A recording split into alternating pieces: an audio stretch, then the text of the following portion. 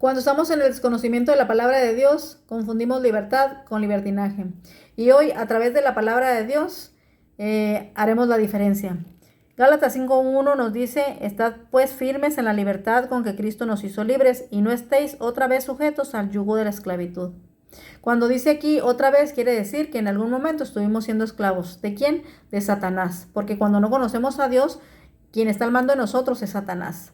Y aquí dice que Cristo vino a morir por nosotros para hacernos libres, para darnos la libertad. ¿Libres de qué? Del pecado, libres de Satanás, libres de la mentira.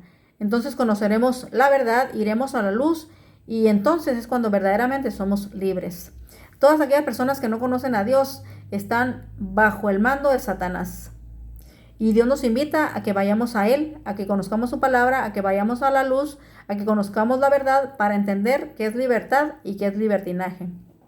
Gálatas 5:13 también nos dice: porque vosotros, hermanos, a libertad fuisteis llamados. Dios quiere que seamos seres libres del pecado, seres libres de Satanás. Dice: solamente que no uséis la libertad como ocasión para la carne, sino servíos por amor los unos a los otros. Cuando dice aquí que no usemos la libertad como ocasión para la carne, quiere decir que no estemos bajo el pecado, que permitamos que Él obre en nosotros para que nosotros usemos nuestro cuerpo como debe de ser, para honrar y darle gloria al Señor. Entonces, leeremos también Primera de Corintios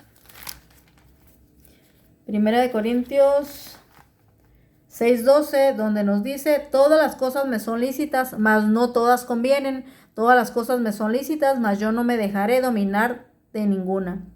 Si el Espíritu de Dios no muere en nosotros, nosotros no podemos dominar cualquier vicio o cualquier cosa que nos esté perjudicando, cualquier cosa que nos esté atando a la esclavitud de Satanás. Dice que necesitamos del Espíritu de Dios para poder ser libres y poder tener dominio propio de nuestro cuerpo. Pero es Dios quien está obrando en nosotros, por eso es que podemos tener el dominio. Así que dice: mas yo no me dejaré dominar de ninguna. A menos que permitamos que el Espíritu de Dios obre, es entonces que podemos ponerle freno al pecado y freno a todo aquello que daña el cuerpo. Leeremos 2 también, 2 3:17, donde dice: porque el Señor es el Espíritu, y donde está el Espíritu del Señor, allí hay libertad. Este versículo está muy claro. Nos está diciendo que el Espíritu de Dios debe de morar en nosotros para que nosotros podamos ser libres verdaderamente y que podamos alejar al diablo de nosotros.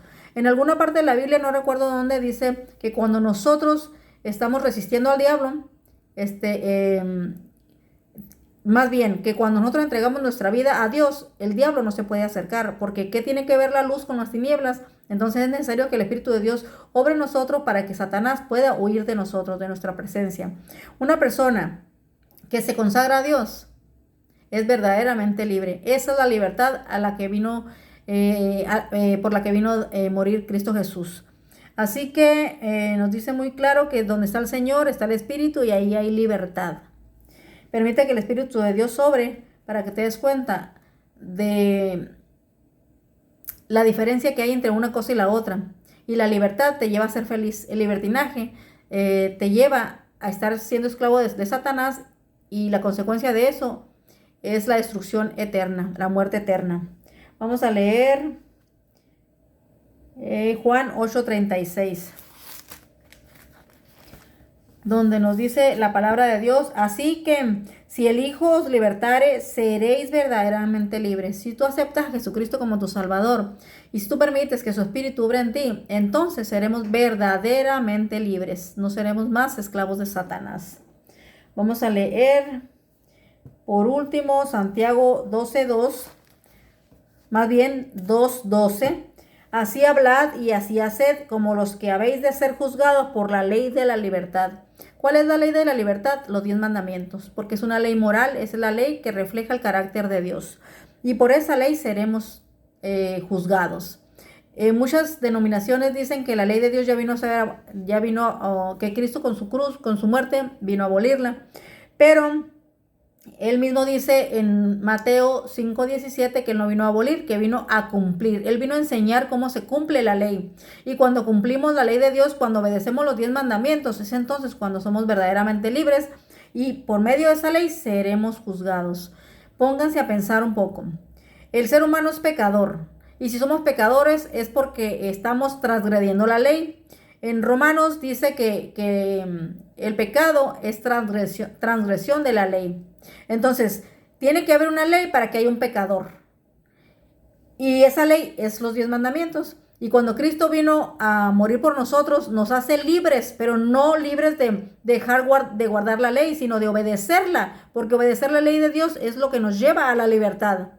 Así que dice aquí muy claro que seremos juzgados por la ley de la libertad. Y esa ley se encuentra en Éxodo 20 del 1 al 17. Y esa ley es el carácter de nuestro Dios. Por eso Él nos pide que nosotros permitamos que su Espíritu obre en nosotros para que nosotros podamos lograr tener el carácter de Jesucristo. Y cuando tengamos el carácter de Jesucristo, estaremos preparados para cuando Él venga, entonces se encuentre a un ser perfecto, a un ser libre de pecado, un ser libre de Satanás, un ser, como dice Apocalipsis, que venga por una iglesia sin mancha, una iglesia sin pecado.